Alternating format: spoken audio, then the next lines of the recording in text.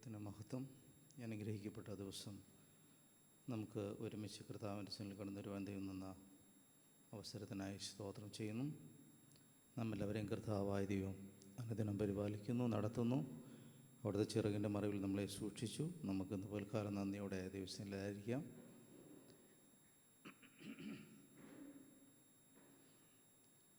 ഇന്ന് പകൽ നമ്മൾ ചിന്തിക്കാൻ പോകുന്നത് കഴിഞ്ഞ ദിവസങ്ങളിൽ നമ്മൾ തുടർന്ന് വന്ന ആ ചിന്തകളുടെ ബാക്കി തന്നെയാണ്. അതായത് നമ്മളെ വിനിയാർഡ് ചർച്ചിൻ്റെ വാല്യൂസിനെ പറ്റിയാണ് നമ്മൾ ദിവസങ്ങളിൽ ചിന്തിക്കുന്നത്. അതിൽ അവസാനത്തെയാണ് ഇന്നത്തെ നമ്മുടെ ചിന്താവിഷയം.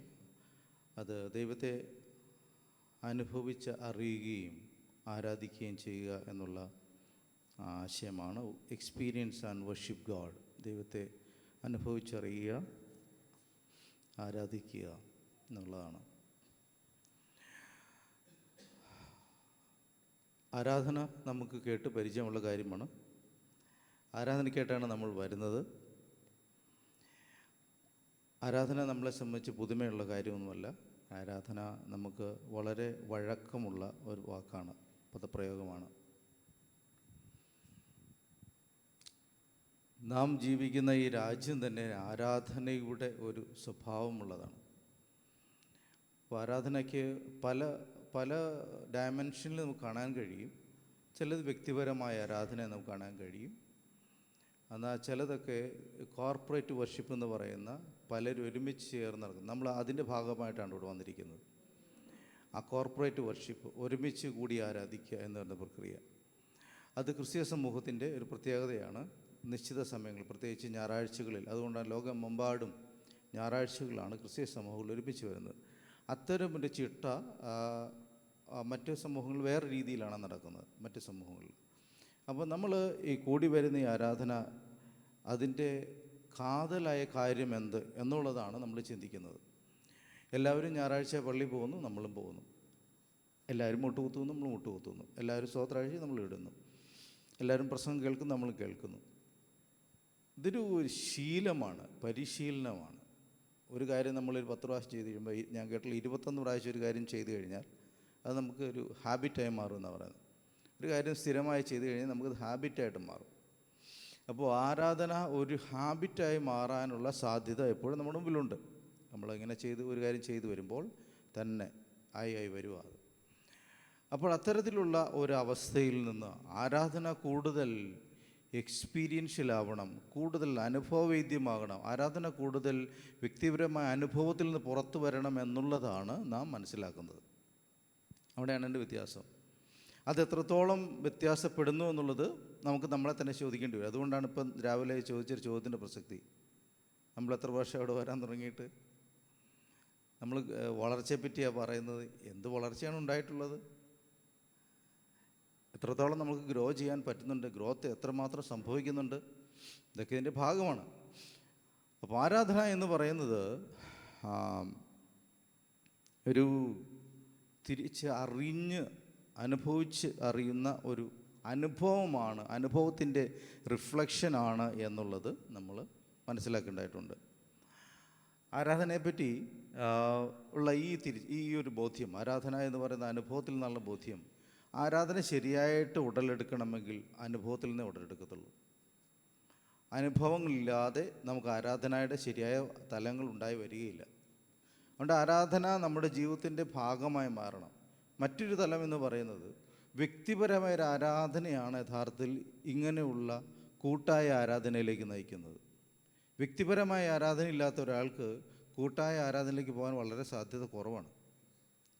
ദൈവവുമായിട്ട് നമ്മുടെ സമയങ്ങൾ ചെലവഴിക്കുന്ന, ദൈവവുമായിട്ട് വ്യക്തിപരമായിട്ട് സമയങ്ങൾ ചെലവഴിക്കുകയും ദൈവദിനം ധ്യാനിക്കുകയും പ്രാർത്ഥിക്കുകയും പാടുകയൊക്കെ ചെയ്യുന്ന ഒരാൾക്ക് കൂട്ടായ ആരാധന കൂടുതൽ ബലം നൽകുകയും കൂടുതൽ പ്രചോദനം നൽകുകയും അത് മറ്റൊരാളെ പ്രചോദിപ്പിക്കുകയൊക്കെ ചെയ്യും. പക്ഷെ വ്യക്തിപരമായ ആരാധന ഇല്ലാത്ത ഒരാൾ ഈ കൂട്ടായ ആരാധന വന്നിരുന്ന അത് മറ്റൊരാളെ ഉറങ്ങാനേ സഹായിക്കത്തുള്ളൂ. അടുത്തിരിക്കുന്ന ആൾ ഉറങ്ങി നമ്മൾ ഓട്ടോമാറ്റിക്കലി ഉറങ്ങാനുള്ളൊരു ടെൻഡൻസി വരും നമുക്ക്, അല്ലേ? ക്ലാസ്സിൽ അങ്ങനെയല്ലേ? വർത്തമാനം പറയുന്നവൻ്റെ അടുത്തിരുന്ന് നമ്മളും വർത്തമാനം പറയും, അങ്ങനെ എന്ന് പറയുന്ന പോലെ. അപ്പം നമുക്ക് വ്യക്തിപരമായ ആരാധനയും ദൈവവുമായിട്ടുള്ള ഡിവോഷനുള്ള ഒരാൾക്ക് മാത്രമേ, നമുക്ക് ദൈവവുമായിട്ടുള്ള ആ അനുഭവമുള്ള ഒരാൾക്ക് മാത്രമേ നമ്മുടെ ഈ കൂട്ടായ്മ ആരാധനകളിൽ നമുക്ക് അതിനകത്ത് ശരിയായ രീതിയിൽ പങ്കുകൊള്ളാൻ കഴിയത്തുള്ളൂ എന്ന് നമ്മൾ മനസ്സിലാക്കണം. അതിന് നമുക്ക് എന്താണ് പ്രാഥമികമായിട്ട് ഉണ്ടാകേണ്ടതെന്ന് അറിയാമോ? ദൈവമായിട്ടുള്ള വ്യക്തിപരമായ ആരാധന അനുഭവങ്ങൾ നമുക്കുണ്ടാകണം. ഏത് ദിവസങ്ങളിൽ? ഈ ഞായറാഴ്ചയുള്ള ബാക്കി എല്ലാ ദിവസങ്ങളിലും. ആ അനുഭവങ്ങളാണ് യഥാർത്ഥത്തിൽ നമുക്ക് മുന്നോട്ട് പോകാൻ സഹായിക്കുന്നത്. ഞാൻ ആദ്യമേ ഗിറ്റാർ എനിക്ക് കിട്ടിയപ്പോൾ എൻ്റെ വായന സ്റ്റേജിലേക്കായിരുന്നില്ല. അത് എനിക്ക് പിന്നീട് എപ്പോഴോ കിട്ടിയ അവസരങ്ങളാണ്. പക്ഷേ ഞാൻ ഈ ഗിറ്റാറുമായിട്ട് രാത്രികൾ ഒറ്റയ്ക്കിരുന്ന് എൻ്റെ വീടിൻ്റെ പുറത്ത് ഒറ്റയ്ക്ക് മുറ്റത്തൊരു സൈഡിൽ പോയിരുന്ന് ഇങ്ങനെ പാടുന്ന പാട്ടൊക്കെ പാടിയിരിക്കുന്ന അനുഭവങ്ങൾ ഉണ്ടായിട്ടുണ്ട്. അതിൻ്റെ ഏതോ ഒരു ഘട്ടത്തിലാണ് ഞാൻ ഇങ്ങനെ സ്റ്റേജുകളിലേക്കൊക്കെ പോകാൻ അവസരം കിട്ടിയത്. അതിൻ്റെ തുടക്കം എന്ന് പറയുന്നത് എൻ്റെ ഒറ്റയ്ക്കുള്ള ദൈവമായിട്ടുള്ള ഇടപെടലുകളായിരുന്നു. സോൾ വർഷിപ്പ് എന്നൊക്കെ നമ്മൾ അതിനെ പറയും.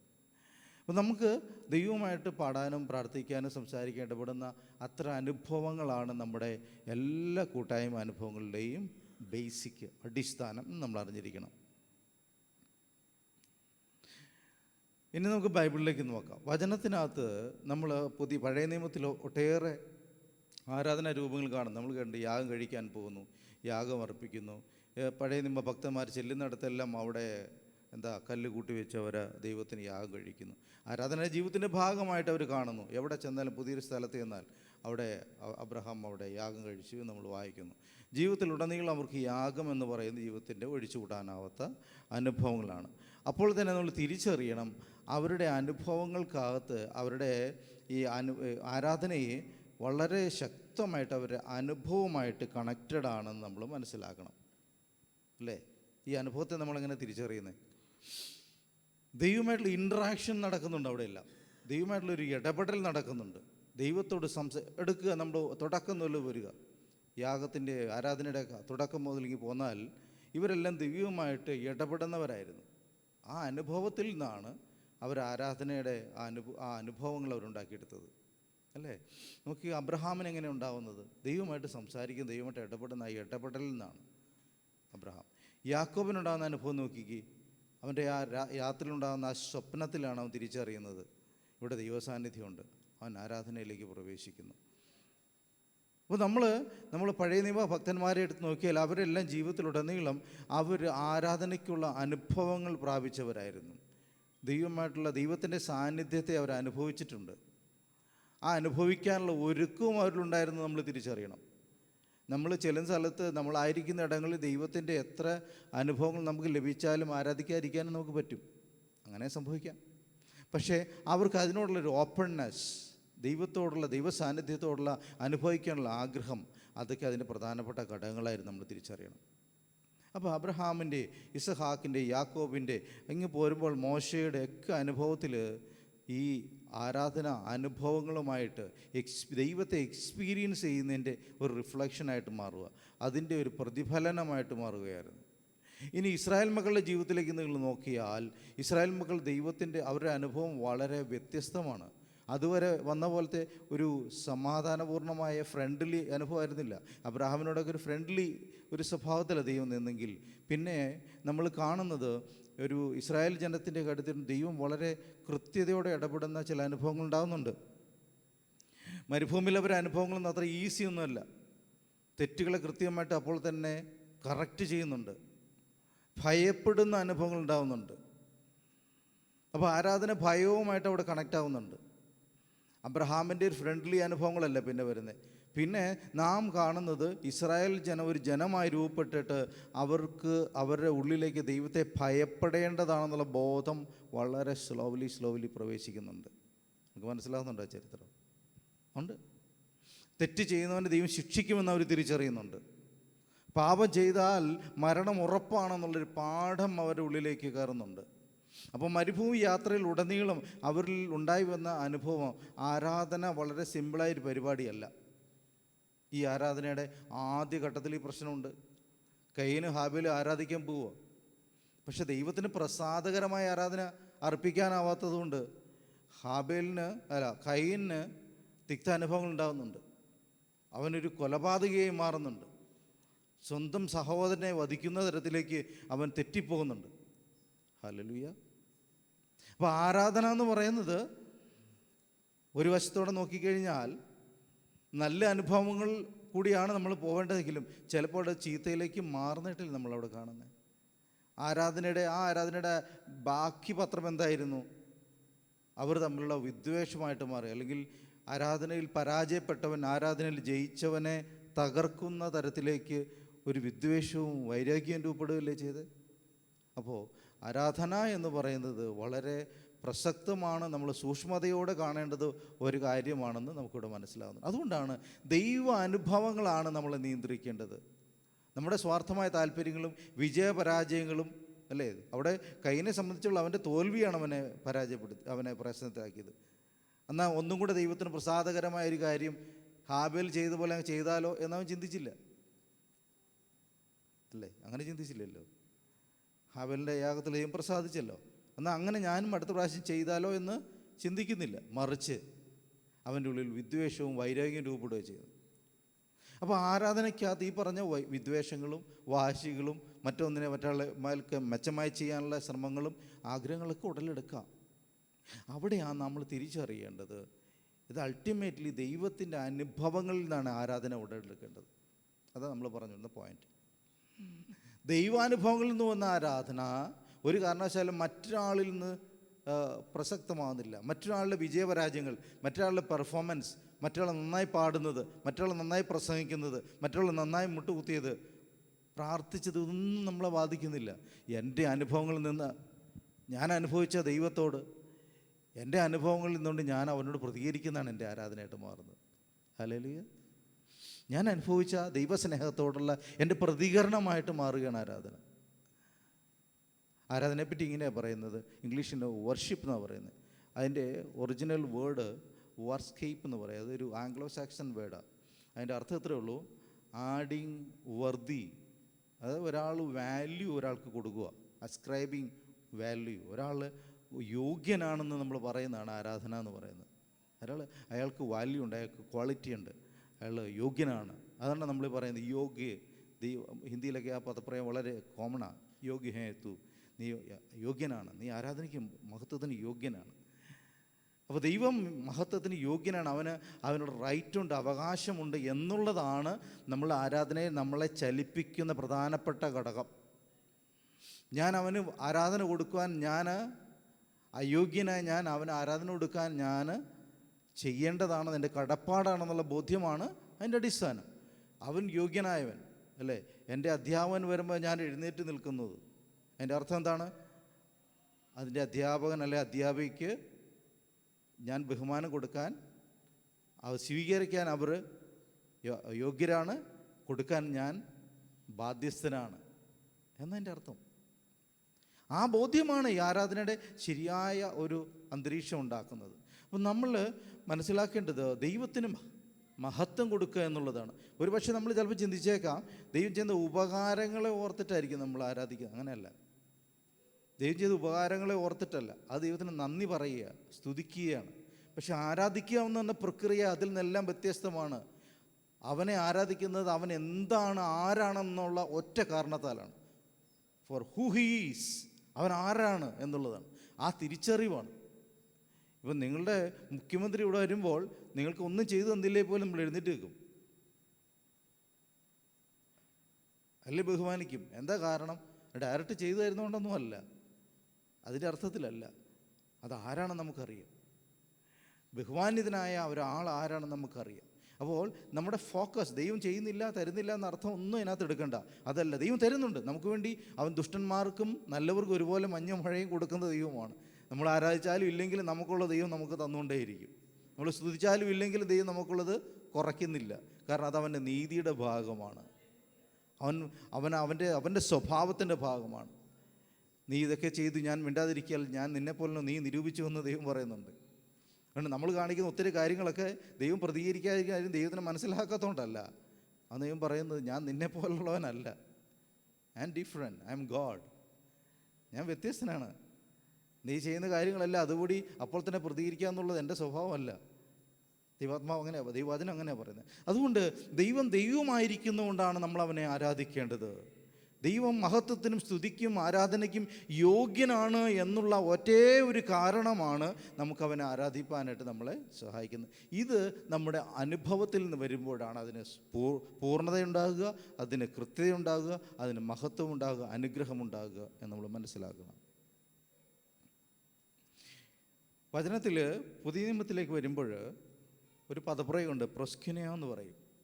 അവിടെ എല്ലാം ഈ ആരാധനയെ സൂചിപ്പിക്കാൻ ഉപയോഗിക്കുക നമ്മൾ കണ്ടെത്തുന്ന പദം പ്രൊസ്ക്യുനയോ എന്ന് പറയുന്നൊരു പദമാണ്, ഗ്രീക്ക് പദമാണ്. ആ വാക്കിൻ്റെ അർത്ഥം വീണ് നമസ്കരിക്കുക, മുട്ടുമടക്കുക, വണങ്ങുക, അങ്ങനെയൊക്കെയുള്ള അർത്ഥത്തിലാണ്. അത് എഴുതിയേക്കുന്ന സ്ഥലങ്ങളിലെല്ലാം നമ്മളിങ്ങനെ അവനെ വീണ് നമസ്കരിച്ചു എന്നുള്ള പദപ്രയോഗമായിരിക്കും നമ്മൾ പുതിയ നിയമത്തിൽ കാണുക. അത് വെളിപ്പാട് പുസ്തകം വരെയുണ്ട്. അതിൻ്റെ അർത്ഥം പുതിയ നിയമം നമ്മളോട് പറയുന്ന ആരാധനാ രൂപത്തിനകത്ത് ഏറ്റവും പ്രധാനപ്പെട്ട ഒന്നാണ് ഈ പ്രൊസ്ക്യുനയോ, നമ്മൾ അവനെ വീണ് നമസ്കരിക്കുക എന്ന് പറയുന്ന കാര്യം. ദൈവം മുമ്പാകെ നമ്മളെ തന്നെ സമ്പൂർണ്ണമായും അവൻ്റെ ഔന്നത്യത്തെ തിരിച്ചറിയുകയും നമ്മളെ തന്നെ താഴ്ത്തുകയും ചെയ്യുന്ന ഒരു മനോഭാവമാണ് ആരാധനയുടെ കാതലായ അംശം. സത്യത്തിൽ ഇത് കേവലം നമ്മൾ ഈ ആരാധനാ കൂട്ടത്തിൽ വരുമ്പോൾ ചെയ്യേണ്ട കാര്യമാണോ? അല്ല. ഇത് നമ്മുടെ ജീവിതത്തിൽ ഉടനീളം നിൽക്കുന്നൊരു മനോഭാവമാണ്. ഞാൻ ദൈവത്തിൻ്റെ ആരാധകനാണ്, സത്യദൈവത്തെ നമസ്കരിക്കുന്നവനാണ് എന്നുള്ള ഒരു വലിയ ബോധമായിരിക്കണം നമ്മളെപ്പോഴും നയിക്കേണ്ടത്. അത് ഞാൻ മാർക്കറ്റിൽ പോകുമ്പോഴും ഉണ്ടാവണം, ഞാൻ ക്ലാസ്സിൽ പോകുമ്പോഴും ഉണ്ടാകണം, ഞാൻ വാഹനത്തിൽ യാത്ര ചെയ്യുമ്പോഴും എനിക്ക് ബോധം ഉണ്ടായെങ്കിൽ മാത്രമേ എനിക്ക് ആരാധനയുടെ യഥാർത്ഥ തലത്തിൽ നിൽക്കാൻ കഴിയത്തുള്ളൂ. ഈ അനുഭവം ഇല്ലെങ്കിൽ ഞാൻ എപ്പോഴായിരിക്കും ആരാധകനാകുന്നത്? കേവലം സൺഡേയിൽ വന്നിരിക്കുന്ന 1.5 മണിക്കൂർ 2 മണിക്കൂർ സമയത്തേക്ക് മാത്രമേ ഞാൻ ദൈവത്തെ ആരാധിക്കുന്ന ആളായി മാറുന്നുള്ളൂ. പക്ഷെ അത് ദൈവം ആഗ്രഹിക്കുന്നില്ല. നമ്മുടെ ജീവിതത്തിൽ ഉടനീളം ദൈവം എൻ്റെ ദൈവമാണ്, ഞാൻ അവിടുത്തെ ആരാധിക്കുന്നവനാണെന്നുള്ള ബോധം നിലനിർത്തുന്നവനാവണം. അത് ഏത് മതവിശ്വാസത്തിലാണെങ്കിലും അത്ര കാര്യങ്ങളുണ്ട്, എല്ലായിടത്തും ഉണ്ട്. അവരെ തന്നെ അങ്ങനെ തന്നെയാണ് കാണുന്നത്. അതുകൊണ്ട് ദൈവമക്കളായ നമ്മളെ ജീവിതത്തിൽ അടിസ്ഥാനപരമായി ഉണ്ടാകേണ്ട ഒരു ബോധ്യമാണ് ഞാൻ ദൈവത്തെ ആരാധിക്കുന്ന മനുഷ്യനാണെന്നുള്ള ബോധം. അത് വിട്ടുള്ളൊരു പരിപാടിക്ക് നമ്മൾ പോകാൻ പാടില്ല. അതാണെന്ന് പ്രാഥമികമായിട്ടുള്ളത്. നമ്മുടെ ഐഡൻറ്റിറ്റി നിലനിർത്തുന്ന, നമ്മൾ എവിടെ പോയാലും ഞാൻ ദൈവത്തെ ആരാധിക്കുന്ന, ദൈവത്തെ നമസ്കരിക്കുന്ന, ദൈവത്തെ വണങ്ങുന്ന മനുഷ്യനാണ് എന്നുള്ള ബോധം. അവൻ ദൈവവും ഞാൻ മനുഷ്യനുമാണെന്നുള്ള ബോധം. ആ ബോധത്തിൽ അടിസ്ഥാനമായിരിക്കണം നമ്മുടെ ജീവിതത്തിൻ്റെ കണ്ടക്റ്റ്. നമ്മളതിനെ നിയന്ത്രിക്കും, നമ്മളതിനെ നയിക്കുന്നത്. അവിടെ നമുക്കതിനകത്ത് വിജയമുള്ളൂ, അവിടെ ദൈവം പ്രസാദിക്കുന്നുള്ളൂ. ഇനി ദൈവത്തെ അനുഭവിച്ചെങ്കിലേ ആരാധിക്കാൻ പറ്റുള്ളൂ. ഈ അനുഭവത്തിന് പഴയ നിയമകാലം മുതൽ ഈ യഹൂദന്മാരുടെ ഇടയിൽ ഒരു രീതിയുണ്ട്. അവരനുഭവിച്ചു തുടങ്ങുന്നത് ഏതെങ്കിലും പ്രായത്തിൻ്റെ ഒരു വലിപ്പത്തിരുത്തിയതിന് ശേഷമല്ല, ചെറുപ്രായത്തിലെ അവർ ഈ അനുഭവത്തിലേക്ക് തലമുറകളെ കൊണ്ടുപോകും. ഞാൻ ഒരിക്കലും ഇവിടെ പറഞ്ഞാന്ന് എനിക്ക് തോന്നുന്നു. അവരെന്താ ചെയ്യുന്നറിയാമോ? അവർ ഈ അക്ഷരാഭ്യാസം ചെയ്യുന്ന കാലം തൊട്ട്, അതൊക്കെ അവരുടെ വിശ്വാസവുമായി ബന്ധപ്പെട്ടാണല്ലോ പഠിക്കുന്നത്. അക്ഷരാഭ്യാസം ചെയ്യുന്ന കാലം തൊട്ട് കുഞ്ഞുങ്ങളെ പഠിപ്പിക്കുന്നത് ഈ ഒരു ടെക്നിക്കാണ്. ഈ അക്ഷരങ്ങൾ കൊത്തിയ ഈ കൽപ്പലകകളിൽ, സ്ലേറ്റുകളിൽ, അതിൻ്റെ ആ കൊത്തിനകത്ത്, ആ കൊത്തിയ എന്താ പറയുന്നത്, ആ കാർവിങ്സിനകത്ത്, ആ ഒരു അക്ഷരങ്ങൾ തെളിഞ്ഞിരിക്കുന്നതിനകത്ത് തേൻ നിറച്ച് വയ്ക്കും. തേൻ കൊണ്ട് നിറച്ച് വയ്ക്കുകയാണ്. അപ്പോൾ കുഞ്ഞുങ്ങളോട് നക്കാൻ ആവശ്യപ്പെടും. ഈ നക്കുമ്പോൾ തേനല്ലേ, അവർക്ക് ഇഷ്ടമുള്ള ഭക്ഷണമാണല്ലോ. ഈ അക്ഷരങ്ങൾ നക്കുമ്പോൾ അവരുടെ അക്ഷരങ്ങൾ ഓരോന്നോരോന്നോ തെളിഞ്ഞു വരും, അക്ഷരങ്ങൾ തെളിഞ്ഞു വരും. അപ്പോൾ അവർ പറയുന്നത് ആ വചനം അവർ തിരിച്ചറിയുക. ക്രമേണ അവർ ആ വചനത്തിലേക്ക് പതുക്കെ പ്രവേശിക്കുക. ആ അനുഭവത്തിൽ നിന്നായിരിക്കണം ഒരുപക്ഷെ അവർ പറയുന്നത് നിൻ്റെ വചനം തേനിനേക്കാളും മധുരമാണെന്ന് പറയുന്നത്. മധുരത്തിലാണ് ആരംഭിക്കുന്നത്, മധുരം നക്കിയാണ് ആരംഭിക്കുന്നത്. പക്ഷേ അത് കഴിഞ്ഞിട്ട് ആ വചനത്തിൻ്റെ അർത്ഥം തെളിഞ്ഞ് വരുന്തോറും അവർ തിരിച്ചറിയുക, തേനിനേക്കാൾ മധുരമുള്ളതാണ് നിൻ്റെ വചനം. വചനം അങ്ങനെ ആവണം, അതാണ് എക്സ്പീരിയൻസ്. നമുക്ക് ഈ വചനം വായിക്കുമ്പോൾ അത് നമ്മുടെ ഹൃദയത്തിൽ ഇടപെടുന്ന മാധുര്യമുള്ള അനുഭവമായിട്ട് മാറുന്നിടത്താണ് ഈ അനുഭവങ്ങൾ ആരംഭിക്കുന്നത്. അനുഭവങ്ങളുടെ തുടക്കം അങ്ങനെയാണ്. ദൈവവും ദൈവവചനവുമായിട്ടുള്ള ഇടപെടലിനകത്തെല്ലാം ഈ മാധുര്യമുണ്ട്. അതുകൊണ്ട് യഹോവ നല്ലവനെന്ന് രുചിച്ചറിവൻ എന്നുള്ള പദപ്രയോഗം വരുന്നത്.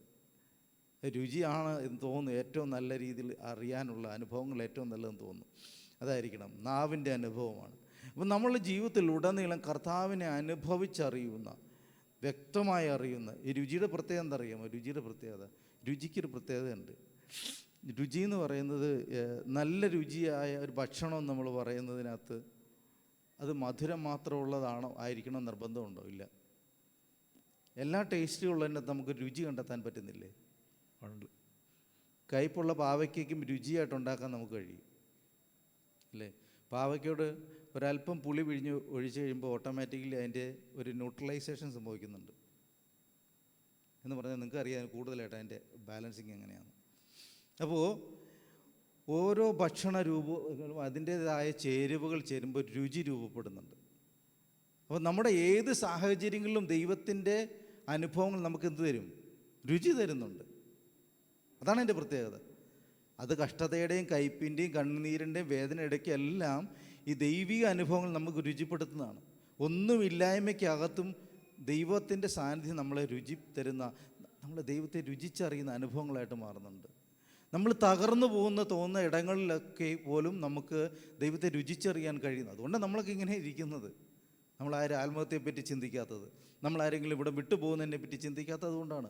പ്രതികൂലങ്ങളില്ലാത്ത ആരെങ്കിലും ഇവിടെ ഇരിപ്പുണ്ടോ? എനിക്ക് തോന്നുന്നില്ല. പ്രതികൂലങ്ങളുണ്ട്, ഒന്നിനു പുറകെ ഒന്നായിട്ട് നമ്മളെ ഞെരുക്കുന്ന പ്രതികൂലങ്ങളും പ്രതിസന്ധികളും ഉണ്ട്. അപ്പോഴെല്ലാം നമ്മളെ തിരിച്ചറിയുക, ദൈവം എൻ്റെ കൂടെ ഉണ്ട് എന്ന് തിരിച്ചറിയുക അല്ലേ? ആ തിരിച്ചറിവിലാണ്, ആ അനുഭവത്തിലാണ് നമ്മളിവിടെ നിന്ന് ഒരു സ്തോത്രം, ഒരു ഹല്ലേലൂയൊക്കെ പറയുന്നത്. ഹല്ലേലൂയ.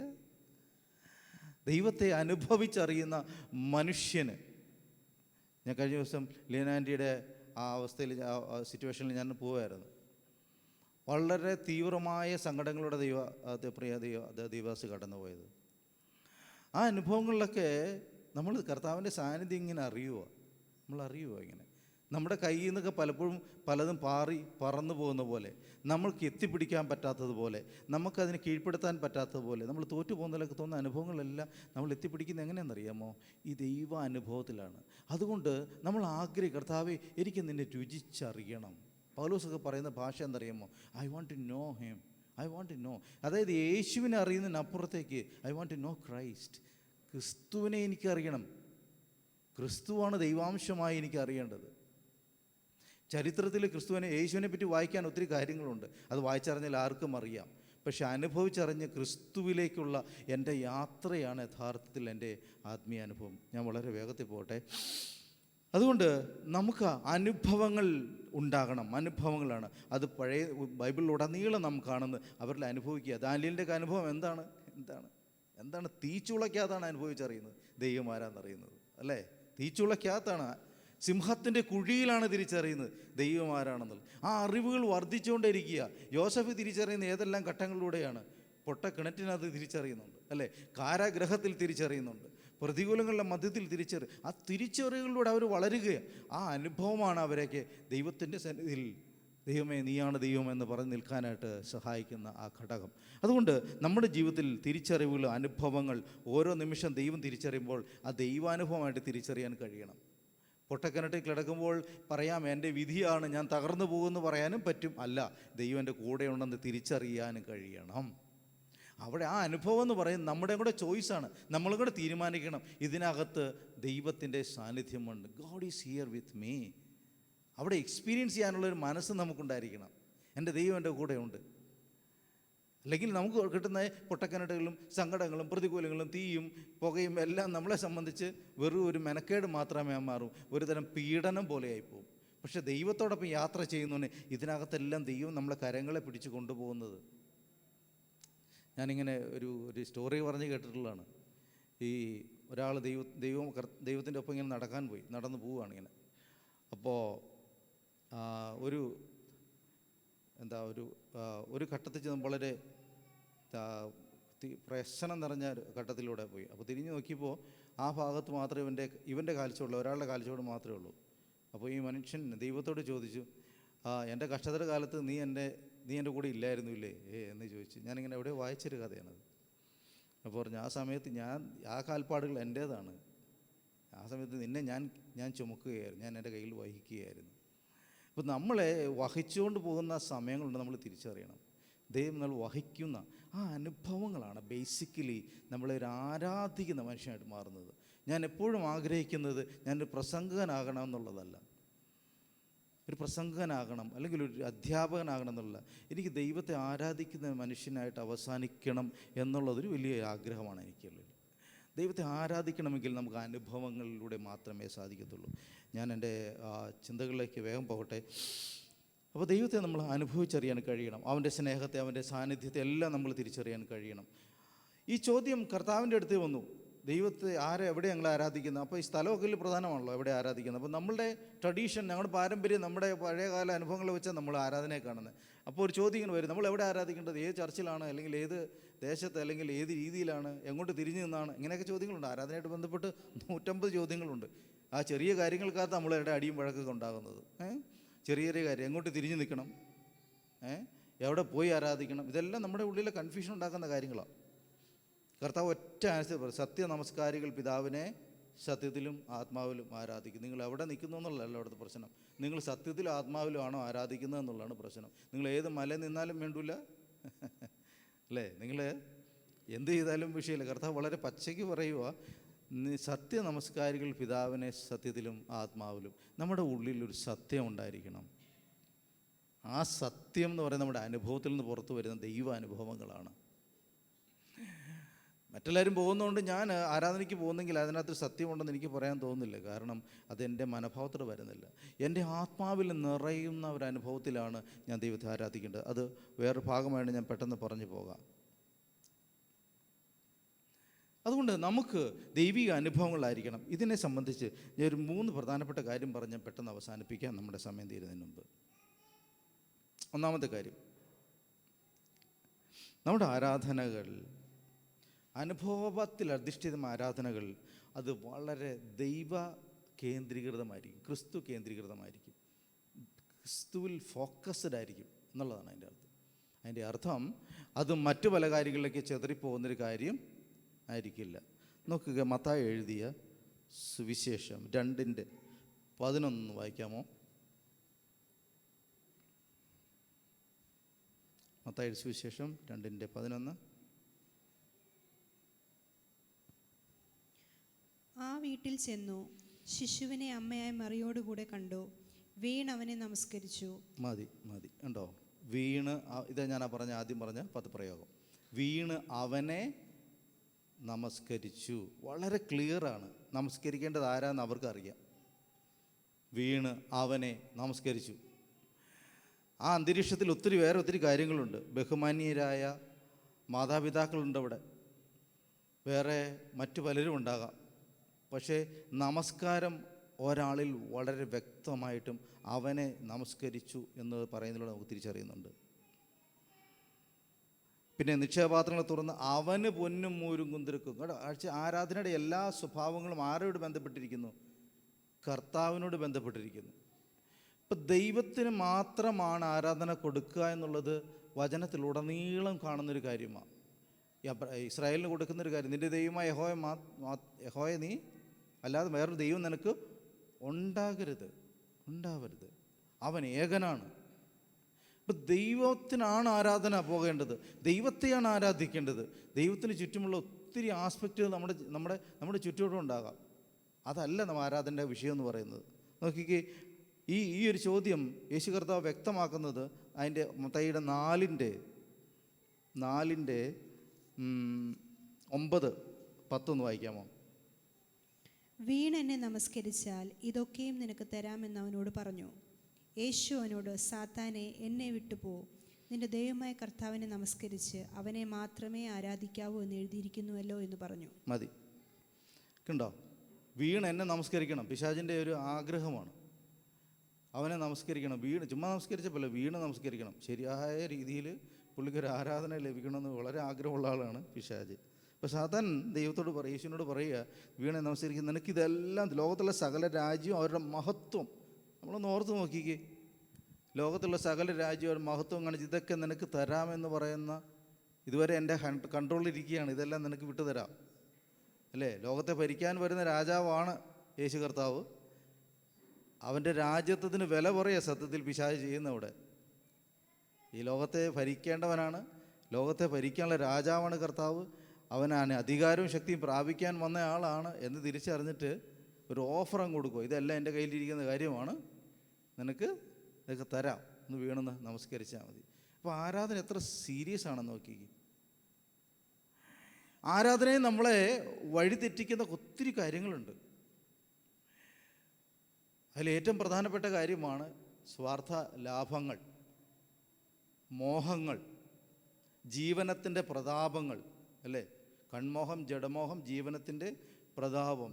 ഒരു പ്രതാപിയായിട്ട് ജീവിക്കാൻ, കുറേ സ്വത്തൊക്കെ ആയിട്ട് ജീവിക്കാൻ നമുക്ക് തന്നെ ആഗ്രഹമില്ലേ? ആഗ്രഹമുണ്ട്. നമ്മുടെ ഈ ആഗ്രഹങ്ങളെ പക്ഷേ ആരാധനയായിട്ട് കൂട്ടി കുഴയ്ക്കാൻ പാടില്ല. ആരാധന കൊടുത്തിട്ടാവരുത് ഇതൊക്കെ മേടിക്കേണ്ടി വരുന്നത്.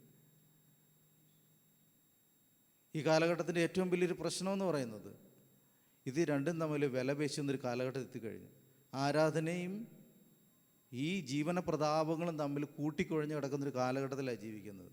ആരാധിച്ചാൽ നിങ്ങൾക്ക് എന്ത് കിട്ടുമെന്നാണ് പറയുന്നത് അറിയാമോ? നിങ്ങൾക്ക് ആരാധിച്ചാൽ നിങ്ങൾക്ക് എന്ത് ലഭിക്കും? നിങ്ങൾക്ക് അനുഗ്രഹങ്ങളുണ്ടാവും. ഈ അനുഗ്രഹം എന്ന് പറഞ്ഞാൽ എന്താ അർത്ഥമാക്കുന്നത്? നിലവിലുള്ള ഒരു മനസ്സിലാക്കൽ, ഭൂമിയിലുള്ള സകല അനുഗ്രഹങ്ങൾ, അല്ലെങ്കിൽ വസ്തുവകകൾ, അല്ലെങ്കിൽ നേട്ടങ്ങൾ, ഇതിനൊക്കെയാണ് നമ്മളിന്ന് വിളിക്കുന്നത് അനുഗ്രഹം എന്ന് വിളിക്കുന്നത്. അത്തരത്തിലേക്ക് മാറിപ്പോകുന്ന കുഴഞ്ഞ ഒരു കാലഘട്ടത്തിലാണ് നമ്മൾ ജീവിക്കുന്നത്. ഈ രണ്ട് കാര്യങ്ങളും കുഴഞ്ഞു കിടക്കുക. ദൈവത്തെ ആരാധിക്കാനായിട്ട് ഇങ്ങനെയുള്ള പ്രോമിസിൻ്റെ ഒന്നും ആവശ്യമില്ല. വാഗ്ദത്തങ്ങളുടെ ബേസിലല്ല ദൈവത്തെ ആരാധിക്കുന്നത്, അല്ലെങ്കിൽ എന്താ പറയുന്നത്, ഇത്തരം നേട്ടങ്ങളുടെ ബേസിസിലല്ല നമ്മൾ ദൈവത്തെ ആരാധിക്കുന്നത്. ദൈവത്തെ ആരാധിക്കുക എന്നുള്ളൊരു പ്രമാണമാണ്, ഒരു വ്യവസ്ഥയാണ്. യേശു പറയുക, എന്നെ വിട്ടുപോകും സാത്താനെ, നിൻ്റെ ദൈവമായ കർത്താവിനെ നമസ്കരിച്ച് അവനെ മാത്രമേ, അതൊരു പ്രമാണമാണത്. ദൈവം മാത്രമേ ആരാധനയ്ക്ക് യോഗ്യനായിട്ടുള്ളൂ എന്നുള്ളൊരു സത്യമാണ്. ആ സത്യത്തിൻ്റെ അടിസ്ഥാനത്തിൽ നമ്മൾ ആരാധിക്കുന്നത്. നമ്മൾ ആത്മാവിൽ അറിയുന്നൊരു സത്യമാണ് ദൈവത്തെ മാത്രമേ ആരാധിക്കാവൂ എന്നുള്ള സത്യം. നമ്മുടെ ആരാധന എന്ന് പറയുന്നത് ഇവിടെ കാണുന്ന മ്യൂസിക്കിനോട് ബന്ധപ്പെട്ടാണ് നിൽക്കുന്നതെങ്കിൽ അത് മ്യൂസിക് തീരുമ്പോൾ പരിപാടി തീരും. ഹല്ലേലൂയ. നല്ല പാട്ടിൻ്റെ അടിസ്ഥാനത്തിൽ നമ്മുടെ ആരാധന നിൽക്കുന്നെങ്കിൽ പാട്ടുകാരൻ മാറിയ പരിപാടി തീർന്നു, നമ്മുടെ ആരാധന തീർന്നു. ഇംഗ്ലീഷിലൊരു സോങ് ഉണ്ട്, മെൻ ദ മ്യൂസിക് ഫൈറ്റ്സ് എന്ന് പറഞ്ഞ്. അതിനെപ്പറ്റി ഞാനിങ്ങനെ കേട്ടത് ഇങ്ങനെയാണ്: ഒരു ചർച്ചിൽ നല്ല ആരാധന, മ്യൂസിക് ഇൻസ്ട്രുമെൻ്റ് എല്ലാം വെച്ച് ഭയങ്കര ആരാധന ഇങ്ങനെ കൊഴുത്തുകൊണ്ടിരിക്കുമ്പോൾ ആളുകൾ അതിൻ്റെ കൂടെ ഇങ്ങനെ ഒരു ക്ലബ്ബ് പോലെ സന്തോഷമായിട്ടങ്ങ് പോവുക. അതിനിടയ്ക്ക് പാസ്റ്റർക്ക് ഒരു കാര്യം മനസ്സിലായി. ഈ കാണുന്ന ബഹളങ്ങളും ഈ കാണുന്ന ഈ കാര്യങ്ങളെല്ലാം ഈ വെറുതെ ഈ ഇൻസ്ട്രുമെൻറ്റിൻ്റെ മ്യൂസിക്കിൻ്റെ പശ്ചാത്തലത്തിൽ ജനവും ദൈവവുമായിട്ടുള്ള ബന്ധങ്ങൾ യഥാർത്ഥത്തിൽ രൂപപ്പെടുന്നില്ല, ഡെവലപ്പാകുന്നില്ല എന്ന് തിരിച്ചറിഞ്ഞു. പാസ്റ്റർ ആ ആരാധനയുടെ ആ രൂപം മാറ്റി എന്നാണ് ഞാൻ കേട്ടിട്ടുള്ളത്. ഏത് ഈ ഇൻസ്ട്രുമെൻറ്റും പാട്ടുകളും പരിപാടിയെല്ലാം കുറച്ചിട്ട് ആ പാട്ടുകൾ വരിക്കാത്തതുകൊണ്ട് ഇറ്റ്സ് ഓൾ അബൌട്ട് യു. ദൈവം ഇതെല്ലാം when the music fights, music മാറട്ടെ, music it's all about you. എല്ലാം കർത്താവ് നിന്നെ സംബന്ധിച്ചതല്ല, നീയാണ് പ്രാധാന്യം. അപ്പോൾ നമ്മളുടെ പാട്ടും ആരാധനയൊക്കെ ബേസിൽ നമ്മുടെ ആരാധന നിലനിൽക്കുന്നെങ്കിൽ, പഴയ കാലത്ത് ഡ്രം പാടിച്ച് പാട്ട് പാടിക്കൊണ്ടിരുന്നെങ്കിൽ ഇന്നത്തെ കാലത്ത് നമ്മൾ മ്യൂസിക് ഇൻസ്ട്രുമെൻറ്റിൻ്റെ ബേസിൽ, ഇതൊന്നുമല്ല എൻ്റെ കാര്യം എന്ന് പറയുന്നത്. ഇതൊന്നുമല്ല. ഇവിടെ മ്യൂസിക്കിൻ്റെ താളം തെറ്റിയാലും വോളിയം മാറിയാലും ഡിസ്റ്റർബൻസ് ഇല്ലാത്ത രീതിയിൽ എങ്ങനെയൊക്കെ പോയാലും നമ്മുടെ ഹൃദയം കർത്താവിൽ ഏകീകൃതമാകുമെങ്കിൽ അവിടുത്തെ മുമ്പിൽ നമുക്ക് വീണ് നമസ്കരിക്കാൻ കഴിയും.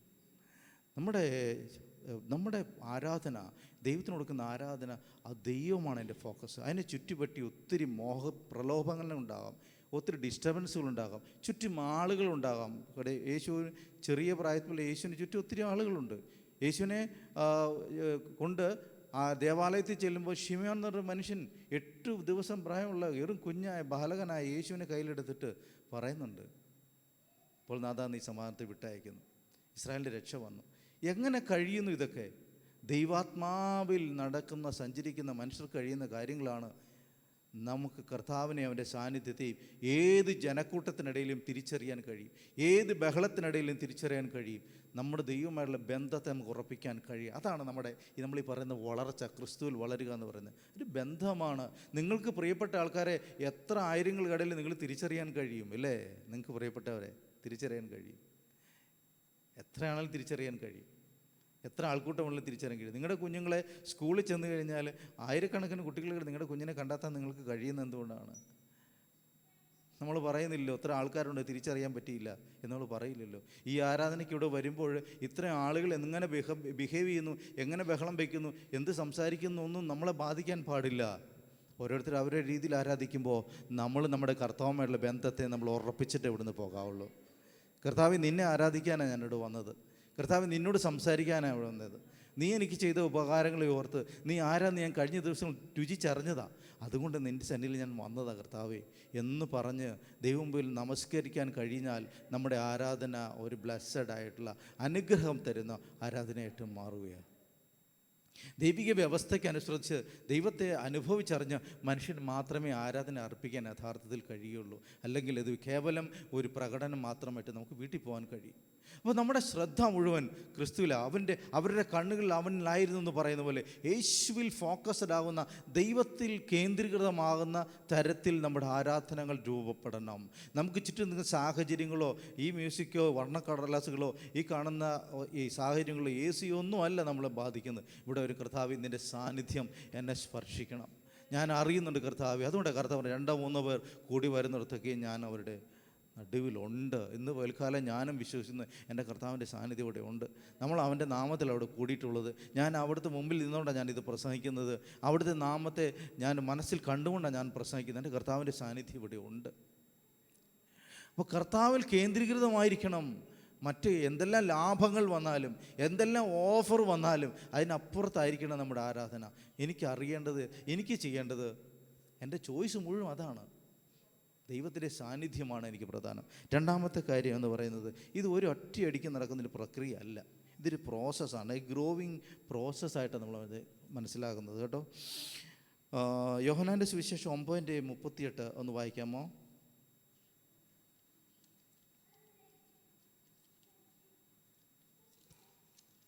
ഞാൻ പെട്ടെന്ന് അവസാനിപ്പിക്കാൻ സമയം അല്പം പോയിട്ടുണ്ട്. ഉടനെ അവൻ, കർത്താവെ, ഞാൻ വിശ്വസിക്കുന്നു എന്ന് പറഞ്ഞ് അവനെ നമസ്കരിച്ചു. കാണാത്തവർ കാണുവാനും കാണുന്നവർ കുരുടരാകുവാനും ഇങ്ങനെ ന്യായവിധിക്കായി ഞാൻ ഇഹലോകത്തിൽ വന്നു എന്ന് യേശു പറഞ്ഞു. ഓക്കെ, മതി. 9:38 അവിടെ കാണുന്ന ആരെന്നറിയാമോ? അവിടെ ഒരു കുരുടനായ മനുഷ്യൻ കാഴ്ച പ്രാപിക്കുന്ന ഒരു കഥയാണ്, അല്ലെങ്കിൽ ഒരു ഇൻസിഡൻ്റാണ് 9-ാം അധ്യായം മുഴുവൻ പറയുന്നത്. ആ അധ്യായം മുഴുവൻ ആ വ്യക്തിയുമായി ബന്ധപ്പെട്ടുള്ള കാര്യങ്ങളാണ് പറയുന്നത്. എൻ്റെ 38-ാം വാക്യത്തിൽ വരുമ്പോഴാണ് അദ്ദേഹം പറയുന്നു, ഞാൻ വിശ്വസിക്കുന്നുവെന്ന് പറഞ്ഞ് അവനെ നമസ്കരിച്ചു. ഈ വിശ്വസിക്കലും ഈ നമസ്കരിക്കലും ആരാധനയൊക്കെ നടക്കുന്നത് വരെ കുറേ സംഭവങ്ങൾ നടക്കുന്നുണ്ട്. ഇത് ഒറ്റയടിക്ക് നടന്നൊരു കാര്യമല്ല. അതിൻ്റെ ആ സംഭവങ്ങളുടെ തുടക്കം എങ്ങനെയാണ് നിങ്ങൾ നോക്കിക്കേ. 9-ാം വാക്യത്തിൽ കടന്നു, അവൻ കടന്നു പോകുമ്പോൾ പിറവിയിലെ കുരുടനായൊരു മനുഷ്യനെ കണ്ടു. അല്ലേ? ആര് കടന്നു പോകും? യേശു കടന്നു പോവുക.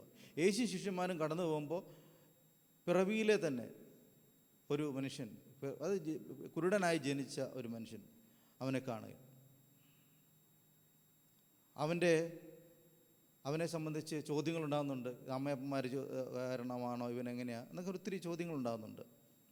ഏതായാലും കർത്താവ് അവനെ സൗഖ്യമാക്കാനായിട്ട് തയ്യാറാവുന്നുണ്ട്. ഒരു തുപ്പൽ കൊണ്ട് ചേറുണ്ടാക്കി അവൻ്റെ കണ്ണിൽ പുരട്ടി ശിലോഹം കുളത്തിൽ പോയി കഴുകാൻ പറഞ്ഞു. മടങ്ങി വന്നു. അവന് കാര്യങ്ങൾ കാഴ്ച കിട്ടി.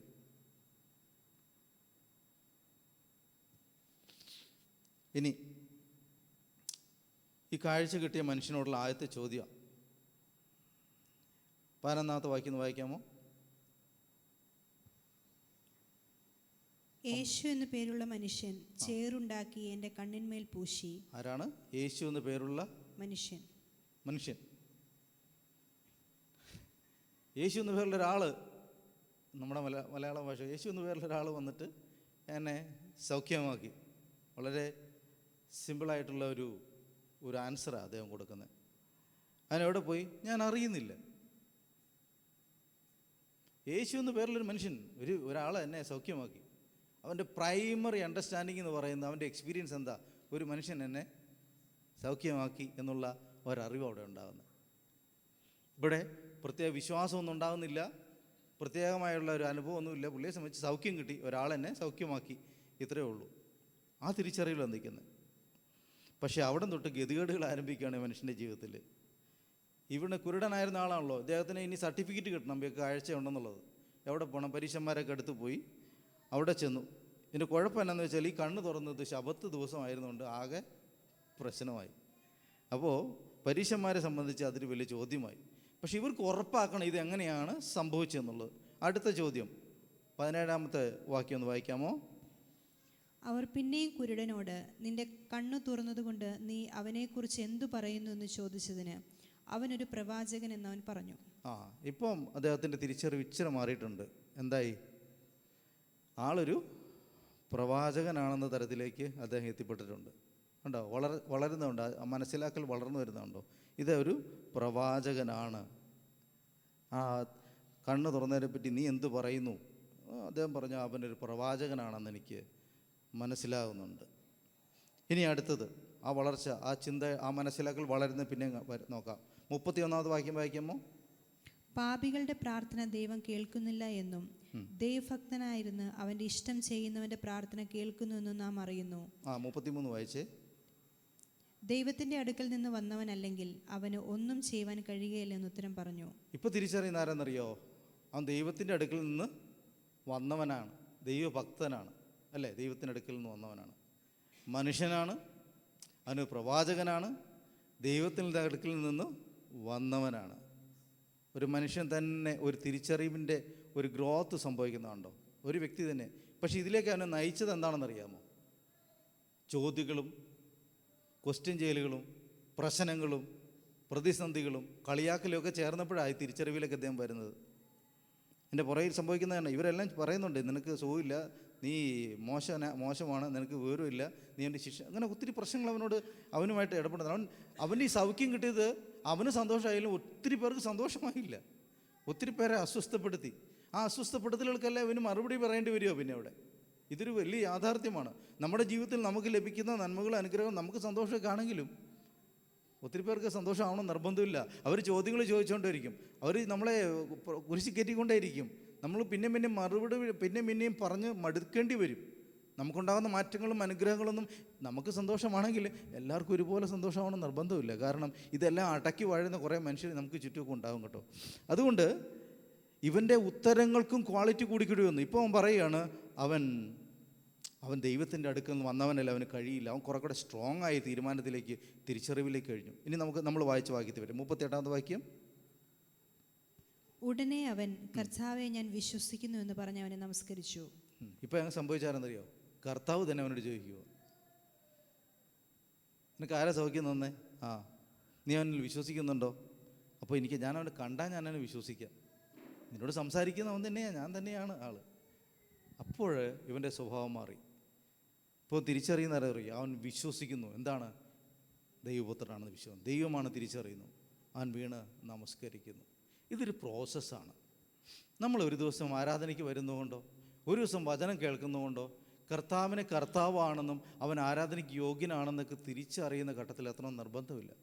അല്ലെങ്കിൽ ഒരു അനുഭവത്തിൻ്റെ പേരിൽ ഒരു പക്ഷേ നമ്മൾ ആരാധനയുടെ ആ വലിയ അനുഭവത്തിലേക്കും എത്തിപ്പെടാൻ നമുക്ക് സാധിച്ചെന്ന് നിർബന്ധമില്ല. നമുക്ക് ചിലപ്പോൾ ആരാധനയ്ക്ക് പോകാൻ പറ്റും, പ്രസംഗം കേൾക്കാൻ പറ്റും, നമുക്ക് സ്വതരാഴ്ച ഇടാൻ പറ്റും, നമുക്ക് ഒത്തിരി കാര്യങ്ങൾ ചെയ്യാൻ പറ്റും. പക്ഷേ ആരാധന എന്ന് പറഞ്ഞ പ്രക്രിയ നടക്കണമെന്ന് നിർബന്ധമില്ല. അതിന് കുറേയേറെ അനുഭവങ്ങൾ ഉണ്ടായിക്കൊണ്ടേയിരിക്കണം. ഇവൻ്റെ ജീവിതത്തിൽ ഒന്നാമത്തെ അനുഭവം എന്ന് പറയുന്നത് അവൻ്റെ കാഴ്ച കിട്ടിയെന്നുള്ളതായിരുന്നു. ആ കാഴ്ചയിൽ അവന് കാര്യം സന്തോഷമായെങ്കിലും പിന്നീടുണ്ടായ അവൻ്റെ അനുഭവങ്ങളിലൂടെയാണ്, കഷ്ടപ്പാടും പ്രയാസങ്ങളും പ്രതികൂലങ്ങളും ചോദ്യം ചെയ്യലും നിന്ദകളിലൂടെയാണ് അവൻ എവിടെ എത്തിച്ചേരുന്നത്? എൻ്റെ ദൈവമാണ് എൻ്റെ മുമ്പിൽ നിൽക്കുന്നുള്ള ബോധത്തിലേക്ക് എത്തിച്ചേരുന്നത്. എൻ്റെ ദൈവമാണ് എന്നെ സൗഖ്യമാക്കിയ തിരിച്ചറിവ് ഇവന് 38-ാം വാക്യത്തിൽ വരുമ്പോഴാണ് തിരിച്ചറിയുന്നത്. അതിനിടയിലുണ്ടായ പ്രതികൂലങ്ങളും പ്രതിസന്ധികളും അവനിൽ എന്ത് ബോധമുണ്ടാക്കി? അനുഭവങ്ങൾ എന്താ അവനുണ്ടാക്കി? എൻ്റെ ദൈവമാണ് എന്നെ സൗഖ്യമാക്കിയത്, ആരാധനയ്ക്ക് യോഗ്യനായവനാണ് എന്നെ വിടുവിച്ചത് എന്നുള്ള ബോധ്യത്തിലേക്ക് അവനെത്തി. അതുകൊണ്ടാണ് ഞാൻ പറഞ്ഞത് ഇതൊരു പ്രോസസ്സാണ്. നമ്മുടെ ഗ്രോത്ത് സംഭവിക്കേണ്ടത് ഗ്രോവിങ് പ്രോസസ്സിൽ സംഭവിക്കേണ്ടതാണ്. നമുക്ക് കിട്ടുന്ന ഓരോ അനുഭവങ്ങളും ചീത്ത വിളിക്കാത്തും സങ്കടങ്ങൾക്കാത്തും എല്ലാം നമ്മൾ തിരിച്ചറിയുന്നൊരു കാര്യമുണ്ട്, അവൻ എൻ്റെ ദൈവമാണ്, അവൻ ആരാധനയ്ക്ക് യോഗ്യനാണ്, ഞാൻ അവനെ നമസ്കരിക്കാൻ. ആ വിശ്വാസം അവനിൽ വർദ്ധിക്കുക. ഈ വിശ്വാസം തുടക്കത്തില്ല, അവന് യാതൊരു കോൺട്രിബ്യൂഷനും ഇല്ല കാര്യത്തിനകത്ത്. അവൻ്റെ കണ്ണ് സൗഖ്യമായതിനകത്ത് ഇവൻ്റെ വിശ്വാസവും ഇവൻ്റെ ഉറപ്പും ഒന്നും അവിടെ ആവശ്യമായിരുന്നില്ല. പക്ഷേ ആ വിശ്വാസം ക്രമേണ അവൻ രൂപപ്പെട്ടു വരുന്ന അവസാനം പറയുക, കർത്താവെ ഞാൻ വിശ്വസിക്കുന്നു, ഇന്ന് പൽക്കാലം ഈ ദിവസം നമ്മൾ കർത്താവിന് മുമ്പിലിരിക്കുകയോ, നമുക്കങ്ങനെ ഒരു മാറ്റം വന്നിട്ടുണ്ടോ? കർത്താവിനെ ആരാധിക്കേണ്ട ആ അത്യന്തിക അറിവിലേക്ക് നമ്മൾ എത്തുന്നുണ്ടോ? അവൻ മാത്രമാണ് ആരാധനയ്ക്ക് യോഗ്യൻ, അവൻ ബഹുമാനത്തിന് യോഗ്യനാണ് തിരിച്ചറിവിൽ എത്തുന്നുണ്ടോ? അങ്ങനെ നമ്മൾ വളർന്നിട്ടുണ്ടോ? അത് പ്രധാനപ്പെട്ട ചോദ്യമാണ്. ആ വളർച്ച നമുക്ക് സംഭവിക്കുന്നില്ലെങ്കിൽ പലപ്പോഴും നമ്മൾ ഇതിൻ്റെ എവിടെയൊക്കെയോ അവന് പ്രവാചകനാണെന്നോ അവനൊരു ചരിത്ര പുരുഷനാണെന്നൊക്കെ പറഞ്ഞ് നമുക്കങ്ങ് കടന്നു പോകാം. പക്ഷേ കർത്താവേ, നീ ആരാധനയ്ക്ക് യോഗ്യനാണെന്ന് തിരിച്ചറിയുന്നിടത്ത് നമ്മൾ ആരാധനയുടെ ശരിയായ അനുഭവത്തിൽ എത്തിച്ചേരുന്നു. മൂന്നാമത്തെ കാര്യം പറഞ്ഞ് പെട്ടെന്ന് അവസാനിപ്പിക്കാം. ഇനി നമുക്ക് റെവലേഷനിലേക്ക് പോകാം. പെട്ടെന്ന് ഞാൻ അവസാനിപ്പിക്കാം. അവിടെ നമ്മൾ കാണുന്നത് ഒരു കംപ്ലീറ്റ് സബ്മിഷൻ്റെ സ്വഭാവം കാണുന്നുണ്ട് ആരാധനയ്ക്കകത്ത്. ആരാധന ഒരു സമർപ്പണമാണ്. ഞാൻ ചില വാക്യങ്ങൾ പറയാം, ഒന്ന് വായിക്കണേ. വെളിപ്പാട് പുസ്തകം 4:10. 24 മൂപ്പന്മാരും സിംഹാസനത്തിലിരിക്കുന്നവൻ്റെ മുമ്പിൽ വീണ് എന്നേക്കും ജീവിച്ചിരിക്കുന്നവനെ നമസ്കരിച്ചു. മതി. 5-ാം അധ്യായത്തിൻ്റെ 14-ാം വാക്യം. 4 ജീവികളും ആമേൻ എന്ന് പറഞ്ഞു. മൂപ്പന്മാർ വീണ് നമസ്കരിച്ചു. മതി. 11-16. ഒരു മഹാഘോഷമുണ്ടായി. ദൈവസന്നിധിയിൽ സിംഹങ്ങളിൽ ഇരിക്കുന്ന 24 മൂപ്പന്മാരും കവിണ്ണു വീണ് ദൈവത്തെ നമസ്കരിച്ചു പറഞ്ഞത്. മതി. 19-14.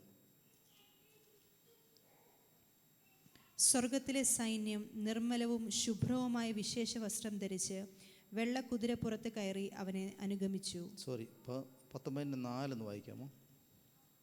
24 മൂപ്പന്മാരും 4 ജീവികളും ആമേൻ ഹല്ലേലൂയ എന്ന് പറഞ്ഞ് സിംഹാസനത്തിലിരിക്കുന്ന ദൈവത്തെ വീണ് നമസ്കരിച്ചു. നിങ്ങൾ കണ്ടോ? ഇത് സംഭവിക്കാൻ പോകുന്ന കാര്യമാണ്. ആരാധനയുടെ ഏറ്റവും വ്യക്തതയുള്ള ഒരനുഭവമാണത്. കിരീടങ്ങൾ താഴ്ത്തി വയ്ക്കുന്നു, സകലതും മാറ്റിവെച്ച്, സകല അധികാരവും പദവികളും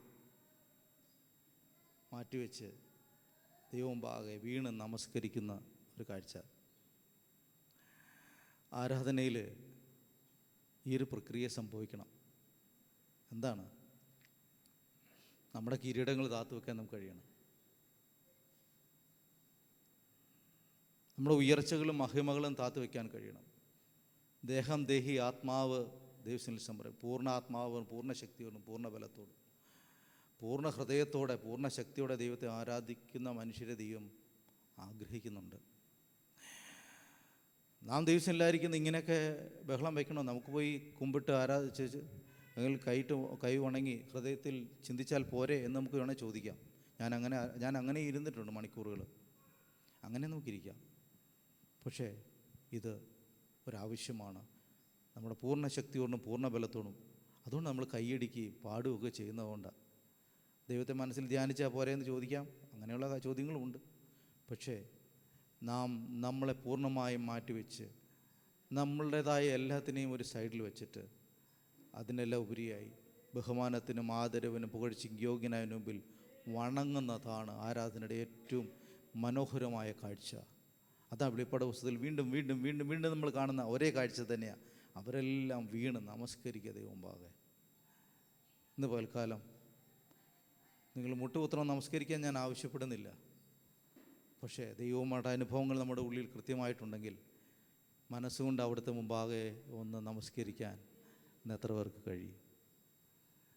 കർത്താവേ, നീ വലിയവനാണ്, നീയല്ലാതെ ആരാധനയ്ക്ക് യോഗ്യനായ ഒരുവനില്ല എന്ന് മനസ്സുകൊണ്ട് അവിടുത്തെ മുമ്പിൽ ഒന്ന് വീണ് നമസ്കരിക്കാൻ എത്ര പേർക്ക് കഴിയും?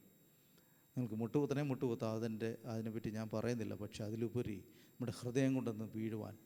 നമ്മൾ ആരെന്നുള്ളത് ഇവിടെ പ്രസക്തമല്ല. നമ്മുടെ കിരീടങ്ങളുടെ പ്രസക്തമല്ല.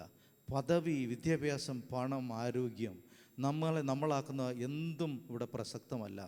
24 മൂപ്പന്മാർ വീണ് കിരീടങ്ങൾ മാറി വീണ് ദൈവത്തിൻ്റെ മുമ്പാകെ സാഷ്ടാംഗം വീണ് അവിടുത്തെ നമസ്കരിക്കുമ്പോൾ അവരുടേതായ സകല കാര്യങ്ങളും മാറി കംപ്ലീറ്റ് സമർപ്പിക്കുന്ന, പൂർണ്ണമായി വിട്ടുകൊടുക്കുന്ന, ദൈവത്തിന് മുമ്പിൽ ഞാൻ ഒന്നുമല്ല കർത്താവേ എന്ന് തിരിച്ചറിയുന്ന പ്രവാചകൻ കാണുന്നുണ്ട്. ആ കാഴ്ച ഉയർന്നും പൊങ്ങിയുള്ള സിംഹാസനത്തിൽ ദൈവത്തെ കാണുമ്പോഴും പറയുന്നു, അയ്യോ ഞാൻ അരിഷ്ടനായ മനുഷ്യൻ, ഞാൻ ദൈവത്തെ കണ്ടല്ലോ എന്ന് പറഞ്ഞ് അവൻ പ്രയാസപ്പെടുന്നുണ്ട്. ദൈവവുമായിട്ടുള്ള അഭിമുഖത്തിൽ നമുക്ക് തിരിച്ചറിയുന്നതെന്നറിയുമോ? ഞാൻ കുറ്റമുള്ളവൻ, ഞാൻ കുറവുള്ളവൻ, ഞാൻ ബലഹീനൻ, ഞാൻ അഴുക്കുള്ളവൻ, എൻ്റെ ജീവിതത്തിൽ യോഗ്യതയില്ലാത്ത സ്ഥാനത്ത് നിൽക്കുന്നു എന്ന് തിരിച്ചറിയുന്നവൻ. ഇന്നുപോലെ കാലം ദൈവം കടന്നൊരു ദൈവജനമേ,